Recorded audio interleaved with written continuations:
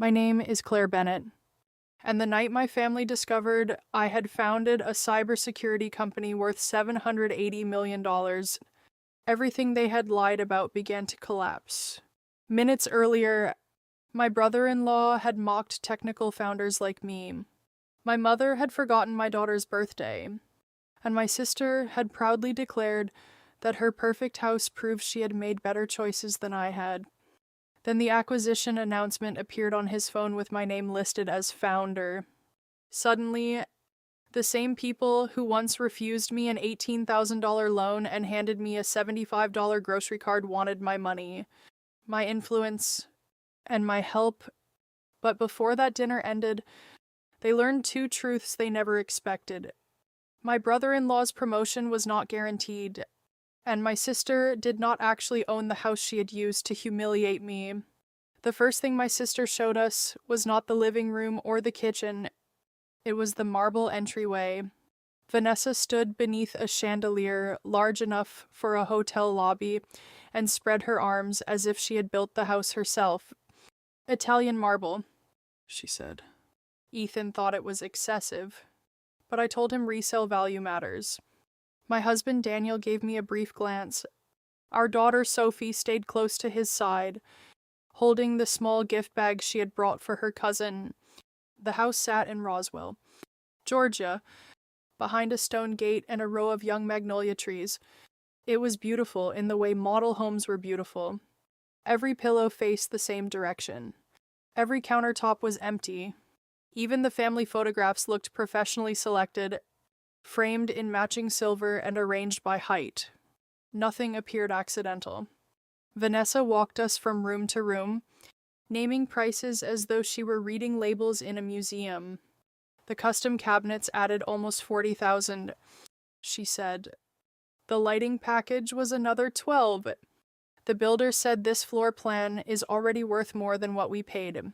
She mentioned Ethan's expected bonus twice before we reached the dining room. Once while showing us the wine refrigerator, again while pointing toward the unfinished patio, where they planned to install an outdoor kitchen after his promotion was finalized.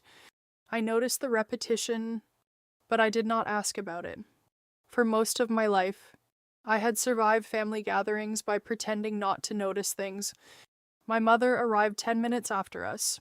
Diane Harper swept through the front door, wearing cream slacks and carrying two glossy shopping bags. She wrapped Vanessa in a long embrace and told her the house looked even better than the photographs. "You have always had such wonderful taste," she said. Then she looked at me. Was traffic terrible coming up from the city? That was my greeting. Not hello, Claire. Not how have you been. Just traffic. It was not cruel enough to challenge without sounding sensitive, which was one of my mother's greatest talents. She could reduce a person by inches while keeping her hands perfectly clean. Sophie stepped forward and offered her grandmother a hopeful smile. "Hi, Grandma." My mother touched the top of her head. "Hello, sweetheart." Then she turned toward Vanessa's daughter, who had just come running down the stairs. "There is my little star." Diane handed both shopping bags to her. One held a new dance outfit. The other held a pair of expensive sneakers.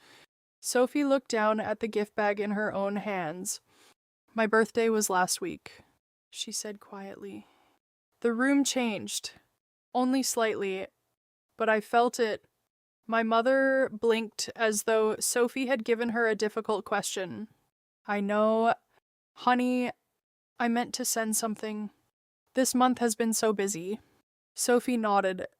She was 7 years old and already learning how to make disappointment easier for adults. Vanessa stepped in before I could speak. "Mom, tell her about Emma's recital. She got the lead in the spring showcase." Just like that. Sophie's birthday disappeared beneath another child's achievement. I saw her fingers begin to pull at the edge of the paper bag. Daniel placed one hand gently on her shoulder. He did not confront my mother.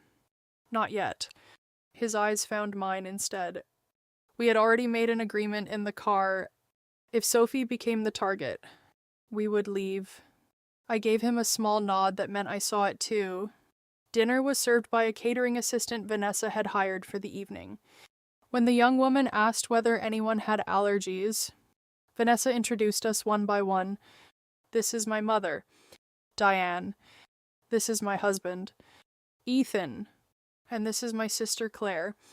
She does computer projects from home. I looked at Vanessa. I run a cybersecurity company. She gave a soft laugh. These days, everyone with a laptop calls a project a company. The catering assistant smiled politely and moved away.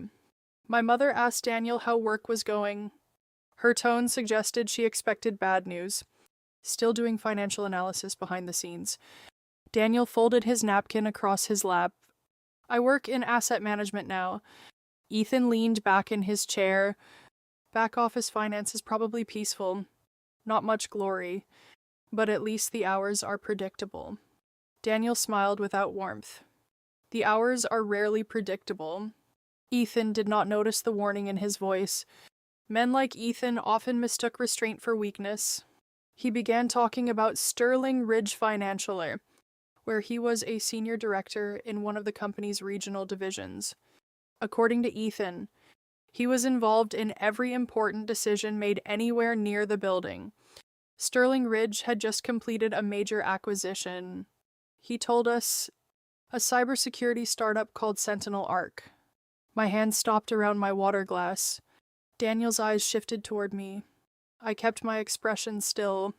Ethan continued, pleased to have everyone's attention. The deal is enormous. It could change how the whole company handles fraud detection. Integration will need experienced leadership, and my division is positioned to play a major role. Vanessa smiled proudly. Ethan's name is already being discussed for a vice president position. Ethan gave a modest shrug that fooled no one. Nothing is official yet, but people know who can actually manage. Technical founders are usually brilliant at code and terrible with people. They build something clever. Then companies like ours have to bring in adults who understand operations. My mother nodded as if he had explained gravity.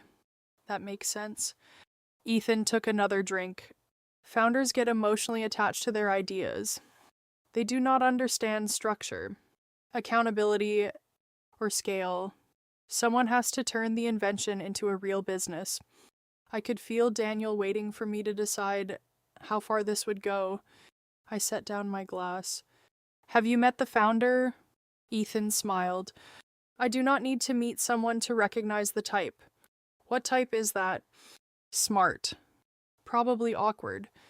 Definitely convinced they are the most important person in the room. Vanessa laughed. That sounds familiar. She looked directly at me. My mother did not laugh, but she did not defend me either. That silence pulled me backward through time. I was 13 again. Standing beside a science fair display I had spent 3 months building. My mother had promised she would come. Then Vanessa's dance instructor added an extra rehearsal. And Diane chose the rehearsal. Your sister needs support today, she had told me. My father arrived alone. Thomas Harper stood beside my crooked poster board and asked me to explain every wire, every sensor, every mistake I had corrected. He did not understand all of it, but he listened until I finished. After he died in 2012, nobody in the family asked questions like that anymore. Vanessa became the daughter displayed like an award. I became the daughter who required adjustment. For years, I told myself silence was maturity. I thought keeping the peace made me stronger. Then I looked at Sophie. She was watching me. Not Ethan. Not Vanessa. Me. She was waiting to see what a woman should do when her family made her smaller in front of her child. Before I could speak, Ethan's phone vibrated against the table. He looked at the screen and grinned. There it is. Vanessa leaned toward him. What? The official employee announcement. Sentinel Arc is public now. He unlocked the phone. This email could change my entire career. I knew what he would see when he scrolled down it. I knew my name would be there. Claire Bennett, founder and chief technology officer of Sentinel Arcs. But to understand why I remained silent while the people at that table described me as a failure, you have to understand what happened 8 years earlier. You have to understand the year my mother decided my future was worth $75. At the end of 2017, and I lost my job at a software company during a restructuring that eliminated nearly 40 positions. Daniel was working every hour he could find, trying to keep our insurance active and our rent paid. I had an early prototype for a behavioral threat detection system, but it was still more promise than product. I needed $18,000, not as a gift. As a loan, I created a complete budget showing exactly how the money would be used. Rent, insurance, testing infrastructure, and enough time to turn the prototype into something I could place in front of a real customer. I prepared a repayment agreement covering 36 months. Then I called my mother. She told me to come by on Sunday afternoon. I stood outside her front door with the contract pressed against my chest, believing that if I made the numbers clear enough, she would understand that I was not asking her to fund a fantasy. I did not yet know that my mother never measured risk by numbers. She measured it by which daughter was asking. When the door opened, I expected to see my mother alone. Instead, Vanessa was sitting at the kitchen island with Ethan beside her, both of them holding coffee as if they had been invited to review a business proposal. I stopped in the entryway. I thought we were talking privately. My mother closed the door behind me. This affects the family. Claire. Large financial decisions should not happen in secret. I looked at Vanessa. She gave me a small smile. Mom said you needed advice. I had not asked for advice. I had asked for a loan. Daniel stepped in behind me, carrying the folder with the budget and repayment agreement. His jaw tightened when he saw Ethan, but he said nothing. Diane led us into the dining room. I had spent 3 nights preparing the documents. Every expense was listed. Every assumption was explained.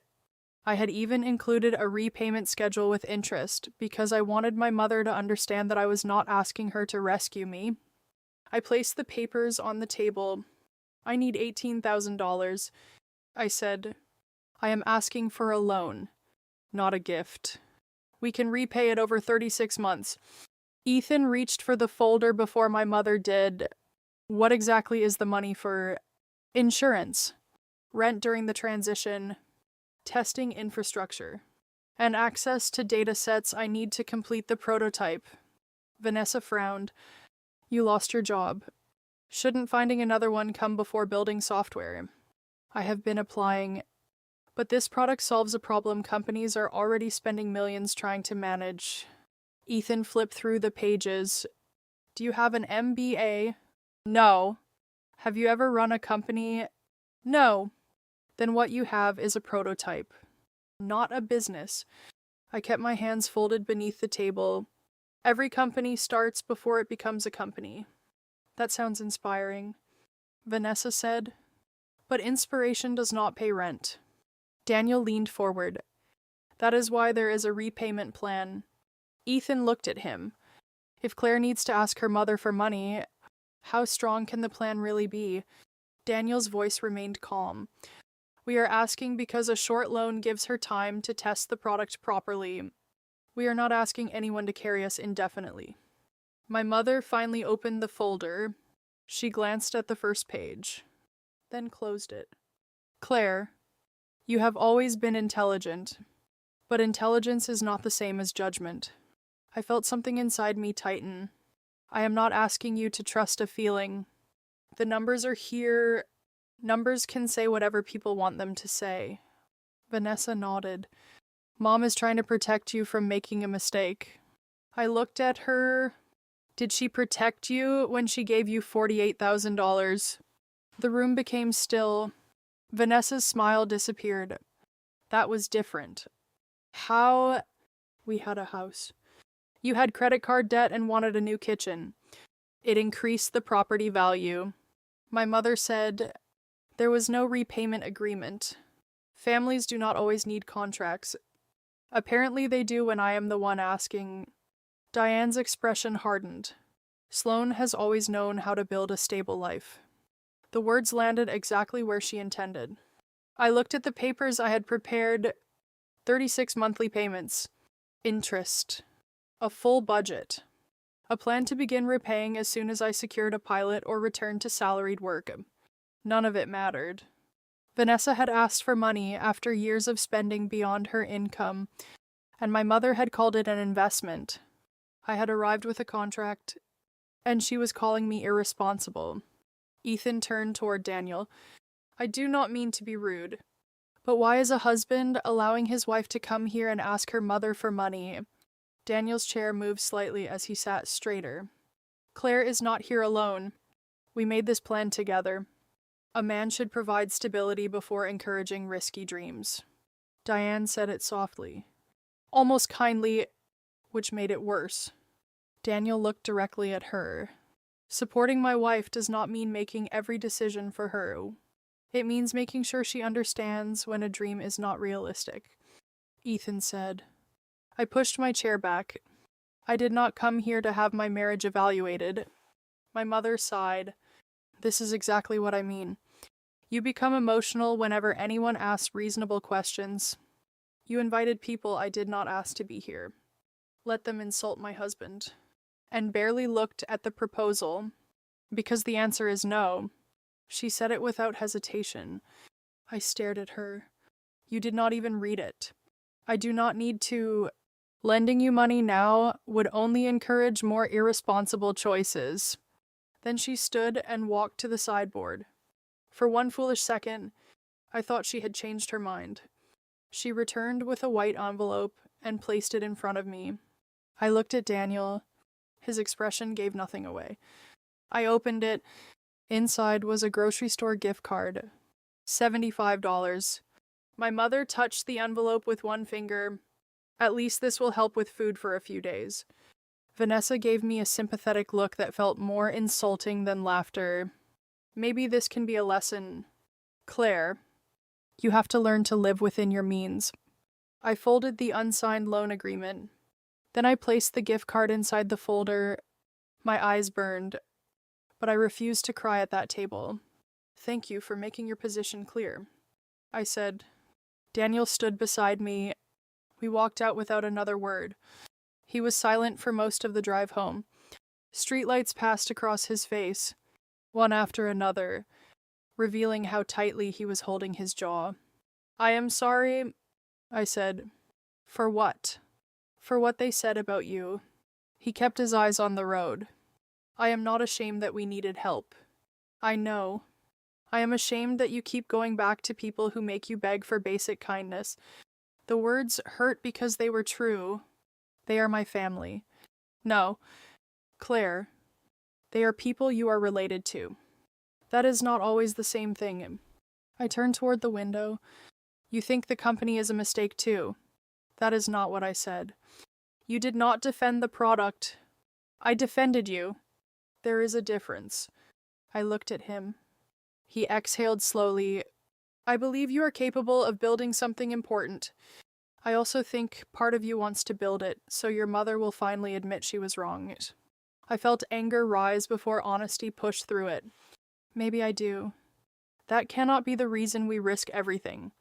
It is not the only reason. Then we need a real deadline. We agreed on 4 months. I would have 4 months to prove that the prototype could attract a real customer. Daniel would take extra shifts and contract work. If I failed to secure a pilot or meaningful interest, I would return to a full-time job. The months that followed did not look heroic. Daniel came home near sunrise after overnight financial reporting work and slept on the couch for 3 hours before helping with Sophie. I trained models at the kitchen table while she slept in the next room every Sunday. Daniel and I spread bills across the floor and decided what could wait. I placed the grocery card in a document box beside the unsigned loan agreement. I did not carry it with me. I did not need to. I remembered it every time I opened our bank account. In the spring, I attended a small technology event in Atlanta. That was where I met Dr. Annen. Evelyn Price. She had spent 20 years building security systems and had no patience for polished pitches. After I explained my behavioral threat detection model, she studied me for a moment. What problem does this solve that existing tools miss? It detects changes in behavior before the activity fits a known attack pattern. Who pays for that? Financial institutions, health networks, any organization where compromised accounts can imitate normal users. What proof do you have beyond your own confidence? I hesitated. Not enough yet. Good answer, she said. Most founders lie at that point. She did not offer money. Instead, she gave me 3 conditions. Find a real pilot. Prove I could control false alerts. Find a technical partner willing to challenge me instead of agreeing with me. That partner became Marcus Lee. We had worked together years earlier, and he understood both data pipelines and my habit of treating every disagreement like a threat. I cannot work for free, he told me. I am not asking you to.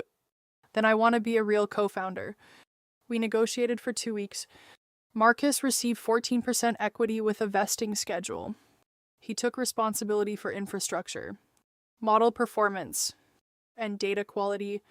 In 2018, we officially formed Sentinel Arc.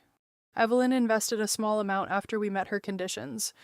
She became an advisor, not a rescuer. Our first pilot came through Rachel Monroe, a security analyst at a regional financial institution.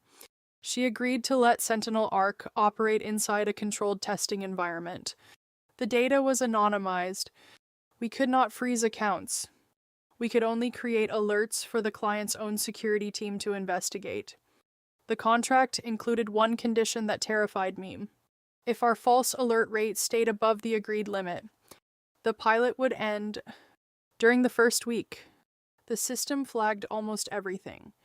Travel patterns, payroll batches, authorized vendor transfers.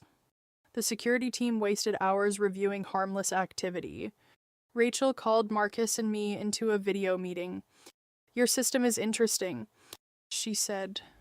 But interesting is not useful if my team stops trusting the alerts. We can adjust the model. Marcus said, you have 48 hours. I came home that evening and found Daniel washing dishes. The pilot may fail. I said, he turned off the faucet. I think my mother may have been right. He did not tell me Diane was wrong. He did not give me a speech about believing in myself. He asked one question. What exactly is broken? The question pulled me out of my fear. The system could not separate unusual behavior from dangerous behavior. Then solve that. I looked at the clock. Daniel poured coffee into my mug. How much time do you have? 48 hours. Marcus appeared on my laptop screen from our tiny office. Daniel set the coffee beside me. Then we began separating every false alert, one pattern at a time. By 3 a.m, the kitchen table was covered with printed logs, empty coffee mugs, and notes Daniel had written while I talked through the data. Marcus appeared in a small window on my laptop, his face washed pale by the light of 3 monitors. Most of these alerts are not random, he said. They are legitimate transactions repeating on predictable cycles. Payroll deposits, vendor payments, employee travel expenses. The system saw change. But it did not yet understand context. If we suppress too much, we could miss the thing we built this to find, I said. If we suppress nothing, Rachel ends the pilot tomorrow. Daniel stood behind me, reading a list of transaction times. These groups happen at almost the same point every week, he said. Can the system learn that repetition makes them less suspicious? Marcus looked at him. Oh, that is exactly what it should be doing. We rewrote the weighting rules, adjusted the behavioral windows, and tested each change against the anonymized data. By sunrise, the false alerts had dropped by almost half. By noon, they had dropped again. Then one group refused to disappear. It involved several customer accounts that made small transfers to newly added recipients. Each transaction looked ordinary. The amounts were low. The login locations were familiar. Nothing crossed the bank's existing fraud limits. Marcus enlarged the sequence on his screen. Individually, these are clean, but together they are escalating, I said. The first transfers were less than $50. Then they increased to several hundred. Each account changed one contact detail before the transaction, waited, then returned to normal activity. It looked like someone was testing how much movement the system would tolerate. Marcus leaned back. We cannot send Rachel another weak alert. If this is legitimate, we prove her point. If it is not legitimate, waiting could be worse. Our model was not certain. Neither was I. That mattered. I wrote the alert carefully, separating what the system had observed from what we believed it might mean. I included the confidence level, the limitations, and the fact that Sentinel Arc had not confirmed unauthorized access. Marcus watched me reread it. You are sending it. Yes. This could end the pilot. So could hiding from the result, because we are afraid of being wrong. Rachel called 20 minutes later. Her voice was controlled, but I could hear irritation underneath it. Claire, my team reviewed 2 of these accounts yesterday. They looked normal. I know. Then why are you escalating them? Because the risk is not inside one transaction. It is in the sequence. Small recipient changes, low-value transfers, pauses, then gradual increases. There was silence. How confident are you? Not confident enough to ask you to freeze anything. Confident enough to ask your security team to inspect the access history. Rachel exhaled. I will send it to operations. If this is another false alarm, we are done. Her team found the first compromised credential that afternoon. Then they found 6 more. The attacker had been testing accounts slowly, learning which behaviors triggered review before attempting larger transfers. Rachel's security operations team locked the affected accounts, reset access, and contacted the customers. Sentinel Arc did not stop the transactions. We did not control the accounts, and we did not make the final decision. We gave the human team enough warning to act before the pattern expanded. 2 weeks later, Rachel called us into another meeting. This time, she was smiling. Our internal estimate is that the exposure could have reached $11.6 million. Marcus stared at the screen. Rachel continued. I am not saying your software saved that amount by itself. My team investigated and took action. But they would not have looked at those accounts that early without your alert. I felt my shoulders drop for the first time in days. Does that mean the pilot continues? It means I am sending you a paid contract. I expected triumph. What I felt was relief so deep it almost made me cry. Our first success had not happened because I had been right about everything. Marcus had found the structure inside the noise. Rachel had given us 48 more hours. Daniel had kept our home standing long enough for me to use them. Evelyn invested again after the contract was signed. The money was modest, but it allowed us to hire 1 engineer and stop using my kitchen as our main office. For a few months, it seemed as though the hardest part might be over. Then Daniel received an offer in Nashville. He placed the letter beside my laptop one evening. The salary is almost 30% higher, he said. The insurance is better, and the hours are normal.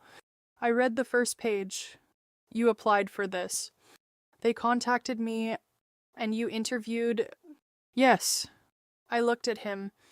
Without telling me, I wanted to know whether it was real before I brought it home. Moving would destroy Sentinel Archie. Daniel's face tightened. I did not say we had to move. I said we should consider it. We finally have a customer. We have 1 customer, Claire. The words struck harder than he intended. So you still do not believe this can work? He stood. I worked overnight for months. I used our savings. I turned down other opportunities. Do not tell me I lack faith. Then why are we discussing Nashville? Because faith is not a financial plan. Sophie was asleep in the next room, and we both lowered our voices. Daniel rubbed his forehead. I am not trying to kill your company. I need to know how long our family is expected to wait for stability. I wanted to accuse him of betrayal. Instead, I remembered what he had said after my mother rejected me. Belief could not replace a deadline. We agreed on 3 more months, and Sentinel Arc needed to reach a specific revenue target and secure enough investment to cover operations. If we failed, I would consider a full-time position or a move. The deadline forced us to act. It also brought Grant Holloway into our lives. Grant represented a venture fund that offered $2.4 million. It was enough to hire a real sales team, expand engineering, and give Daniel and me room to breathe. Then Evelyn read the term sheet. The fund controls the board, she said. Marcus looked up. They can replace the chief executive if we miss the growth targets. Grant did not deny it when we met. Claire is technically impressive, he said, but scaling a company requires different skills. He folded his hands. You have no MBA, limited management experience, and a young child. Are you certain you are the right person to lead the next stage? I almost signed anyway. I thought about Daniel sleeping on the couch after overnight shifts. I thought about Sophie eating dinner beside my laptop. Taking the money felt like a way to repay them. Evelyn did not tell me what to do. She asked one question. Are you selling equity, or are you selling the right to decide what happens to your own company? Marcus and I chose a smaller round from several angel investors. We grew more slowly, but we kept control. From 2021 through 2024, Sentinel Arc added customers, engineers, and credibility. Rachel referred us to other institutions. Marcus built a technical team that challenged both of us, and Evelyn stopped us from expanding faster than our systems could support. Daniel moved into a more stable finance role, and later joined a residential investment fund called Northbridge Housing Partners. We still argued, but the arguments changed. He was no longer the person carrying my dream while I defended it. We became partners who measured risk together. In September 2024, Sterling Ridge Financial approached us. They wanted to integrate Sentinel Arc into their fraud detection systems. I did not trust the offer at first. The negotiations lasted for months. Our attorney, Laura Mitchell, explained every restriction. The announced value is not the amount you receive personally, she said. Some is cash, some is stock, and part depends on future performance. Until the announcement, everything remains confidential. During the integration review, Ethan's name appeared. He worked inside one of Sterling Ridge's regional divisions. I immediately disclosed that he was my brother-in-law. Laura closed the file in front of her. You will remove yourself from every personnel decision involving him. I understand. That includes informal conversations. I will not interfere. Several integration proposals connected to Ethan's division were already moving through compliance review. I did not ask for details I was not entitled to receive. In June 2025, the deal was completed. The total announced value was $780 million. I agreed to serve as Chief Innovation Advisor for 3 years and joined a 9-person integration council. I could influence strategy. I could not fire anyone by myself. After I signed the final documents, I picked up my phone. The first person I wanted to call was my mother. Not Evelyn. Not Marcus. Not Rachel. Diane. My thumb hovered over her name. Then I locked the screen. A few days before the public announcement, she called me. Vanessa is having dinner on Sunday, she said. I think the family should spend more time together. Daniel listened from across the kitchen after I ended the call. The timing is strange. Ethan may have heard the founder's name. Do you think your mother knows I do not know what she knows. We agreed to attend under one condition. If Diane or Vanessa hurt Sophie again, we would leave. That Sunday, I dressed simply. Before we left, I opened the document box where I kept our first contract, the unsigned loan agreement, and the grocery card my mother had given me. I picked up the $75 card and placed it inside my purse. I did not know whether I would need it. But my mother's invitation had reminded me exactly who had stood beside me when I had nothing worth announcing. Ethan's phone took only a few seconds to load the announcement, but the silence around the table made it feel much longer. This was the same dinner where my mother had forgotten Sophie's birthday, and Ethan had just explained why technical founders needed people like him to turn their ideas into real companies. He leaned closer to the screen. Sterling Ridge Financial completes acquisition of Sentinel Arc in a transaction valued at $780 million. Vanessa's eyes widened. That is bigger than you said. The final number was confidential until tonight. Ethan replied, "This is going to affect every division." He sounded proud, as though the company had acquired Sentinel Arc because of him. Daniel watched me from across the table. I kept my hands in my lap. Ethan scrolled through the announcement. They are keeping the founder on as Chief Innovation Advisor. He moved farther down the page, then stopped. The smile disappeared from his face. Vanessa noticed first. "What is it?" Ethan did not answer. She reached across the table and took the phone from his hand. I watched her read the executive biography. Her eyes moved from the screen to me, then back again. "No." My mother straightened. "What happened?" Vanessa held the phone closer to her face. "This says Claire Bennett founded Sentinel RC." Nobody spoke. I could hear the quiet hum of the refrigerator in the kitchen. Vanessa looked at me. "It must be someone else with the same name." "It is not." My voice sounded calmer than I felt. Ethan stared at me. "You founded Sentinel RC." "Yes." "The Sentinel Arc that Sterling Ridge just acquired." "Yes." He looked down at the phone again, as if the answer might change if he reread it. Vanessa's mouth opened, but no sound came out. My mother was the first person to recover. "Why would you hide something like this from us?" I turned toward her. "I did not hide it. You never told us you were running a company worth hundreds of millions of dollars. I told you I ran a cybersecurity company." Vanessa shook her head. "You said you worked on technology projects." "No." "You introduced my work that way. I corrected you." Ethan leaned forward. "You never said the name. Nobody asked." The words landed softly, but they changed the room. For years, they had treated my work as too insignificant to deserve a question. Now they were offended that the answer had existed without their permission. My mother pressed one hand against her chest. "You could have told me directly. When I—" Her expression tightened. "What do you mean? When did you ask what I was building? When did you ask how the company was doing? When did you ask what it was called?"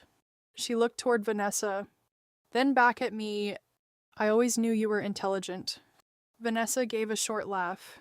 "That is not what you used to say. You said Claire needed a stable job. I was concerned about her. You called me irresponsible."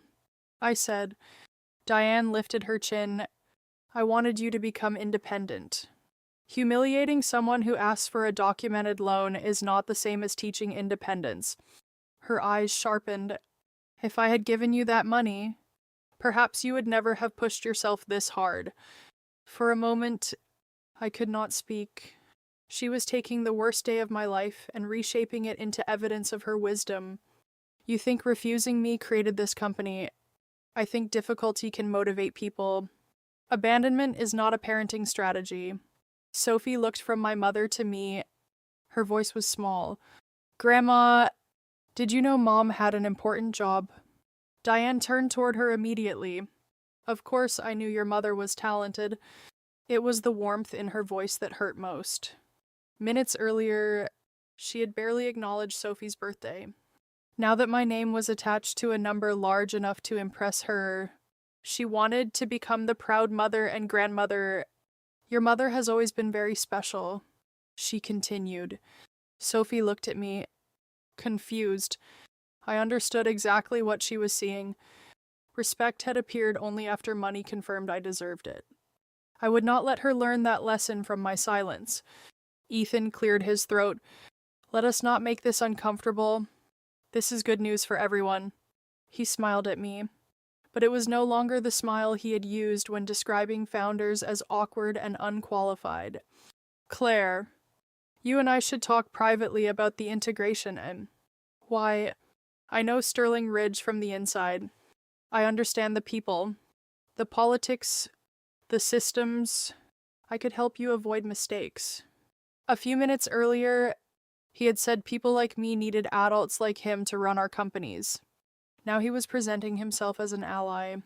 All integration positions will go through formal review. I said, obviously, I am not asking for special treatment. He paused. Though my promotion is nearly certain, Vanessa smiled too quickly. Ethan is expected to become a vice president.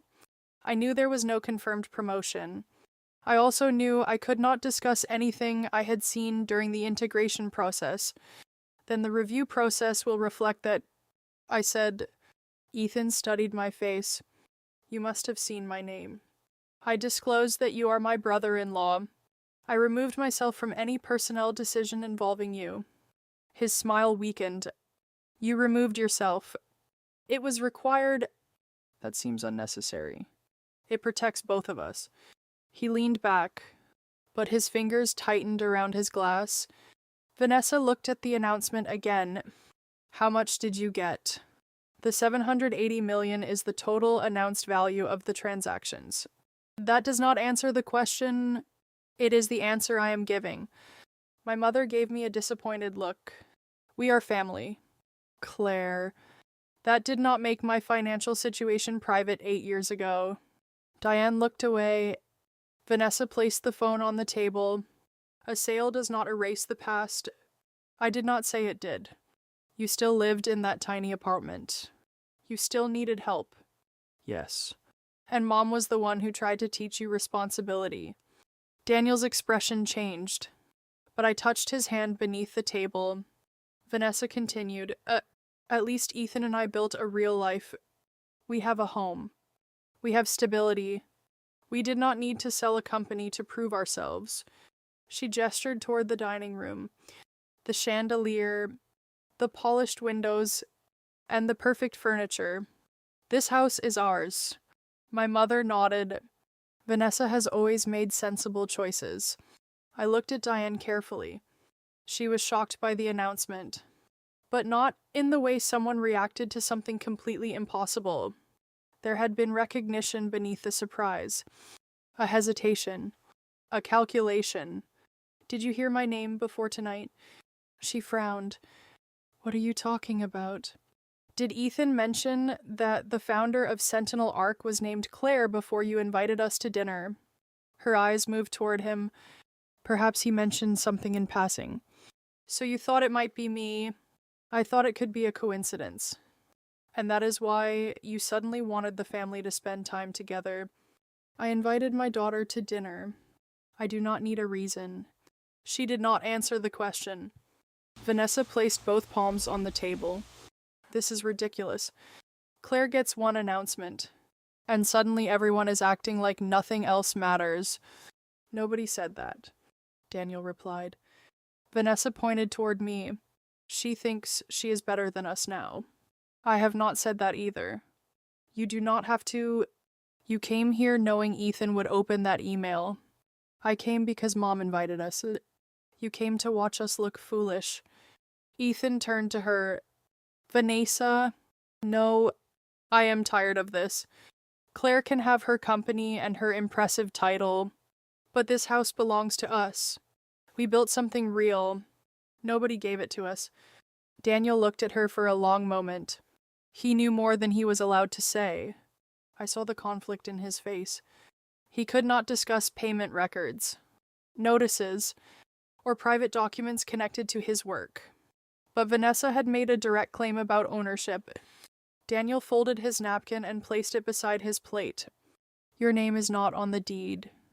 The room went completely still. Vanessa's face lost its color. Ethan stared at Daniel. What did you say? I cannot discuss confidential information from my work. But Vanessa knows exactly what kind of agreement she signed. My mother looked from one face to another. Vanessa slowly removed her hands from the table. In that moment, I saw 3 stories beginning to collapse at once. The story of Ethan's guaranteed promotion, the story of Vanessa's perfect house, and the story that my family had never abandoned me when I needed them most. Ethan turned toward Daniel so quickly that his chair scraped across the floor. What exactly are you implying? Daniel remained seated. I am not implying anything. I can confirm one public fact. You and Vanessa do not own this house. Vanessa stared at him. Have you been investigating us? No. Then how would you know? Your name appeared during a routine portfolio review connected to my work. I checked the identity because I did not want to make an assumption. I cannot discuss private account details, payment records, or notices. Ethan's face tightened. This house has nothing to do with Sterling Ridge. Then he turned to me. What exactly is your role after the acquisition? I am serving as Chief Innovation Advisor for 3 years. I also sit on the 9-person Integration Strategy Council, so you do have influence. Influence is not the same as control. Can you approve promotions? Not by myself. Can you block them? Not by myself. He leaned closer. You saw my name in the integration files. Yes. And you removed yourself. As soon as I confirmed that you were included in the review, I disclosed our relationship and recused myself from every discussion and decision involving you. His expression changed.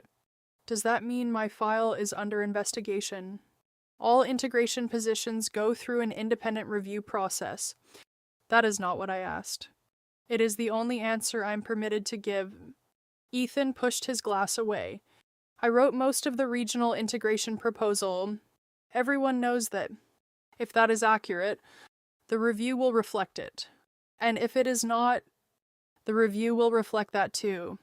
He looked at me for several seconds. You could make one phone call. No, I am not asking you to guarantee anything. Just explain my value to the right person. Interfering would violate the same standards Sentinel Arc was built to protect you. His face hardened. So you are willing to help strangers, but not family. I am willing to let the same rules apply to everyone. Vanessa turned back to Daniel. You had no right to look at our contract. I did not search for it. Your name appeared in work I was already assigned to review. She folded her arms. The house is basically ours. Daniel spoke carefully. A lease option is not ownership. It is the final step before ownership. It becomes a purchase, only if every condition in the agreement is met. Vanessa looked toward Ethan. We only fell behind because his bonus was delayed. The admission slipped out before she could stop it. My mother's eyes widened. You are behind on payments. Vanessa looked angry now. Not embarrassed. Temporarily. Diane turned to me. Claire, surely you can help them fix this. I almost laughed, but there was nothing funny in her voice. This property does not belong to me, but Daniel works with the fund. That does not make it ours. The house belongs to an investment company with obligations to other people. You just became wealthy beyond anything this family has ever known. Whatever they owe cannot possibly matter to you. It matters because it is not my contract to erase. Vanessa's eyes filled with tears. You are enjoying this? No. You waited years for a chance to punish us. I did not send a notice.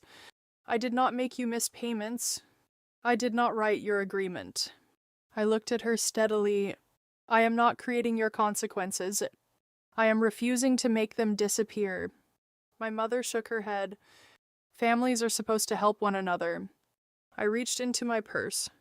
The grocery card was still inside the white envelope, its corners slightly bent from years in the document box. I placed it on the table. Diane recognized it immediately. Her face changed.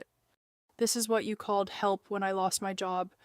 Had a small child, and asked you for an $18,000 loan with a repayment contract. That situation was different. How? You were trying to build something uncertain. Vanessa is trying to protect her home.